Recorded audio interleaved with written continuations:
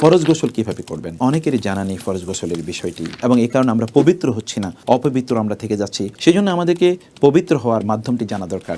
প্রথমত আমাদেরকে যে কাজটি করতে হয় তা হলো নিয়ত করতে হবে আমাদেরকে। যেহেতু এটি একটি ফরজ গোসল, এই জন্য আপনাকে নিয়ত করে নিতে হবে।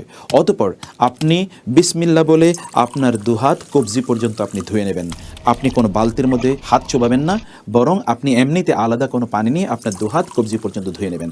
অতঃপর বাম হাত দিয়ে আপনার লজ্জাস্থান খুব ভালো করে আপনি সাবান দিয়ে ধুয়ে নেবেন, এবং যত জায়গায় অপবিত্রতা লেগে আছে সবগুলো জায়গায় ভালো করে ধুয়ে নেবেন। তারপর আপনি অজু করবেন, যে অজু আপনার করা দরকার সলাতের জন্য, এবং এই ক্ষেত্রে নাক এবং আপনার গলার ভিতরে পানি দেওয়া, অর্থাৎ আপনি কুলি করা, এই দুটো জিনিস আপনাকে নিশ্চিত করতে হবে। তারপর আপনি কোষ বন্দি করে 3 বার পানি মাথায় দেবেন, এবং চুলের প্রতিটি গোড়ায় যেন পানি ঢুকে যায় এটি আপনি নিশ্চিত করবেন। তারপর 3 বার পানি দেবেন আপনার ডান দিক থেকে, এবং আপনার বাম দিকে আপনার 3 বার পানি দেবেন। এভাবে গোটা শরীরটি ধৌত করে সর্বশেষে আপনার পাটি আপনি ধুয়ে নেবেন। এর মাধ্যমে আপনার ফরজ গোসল সম্পাদিত হয়ে যাবে ইনশাআল্লাহ।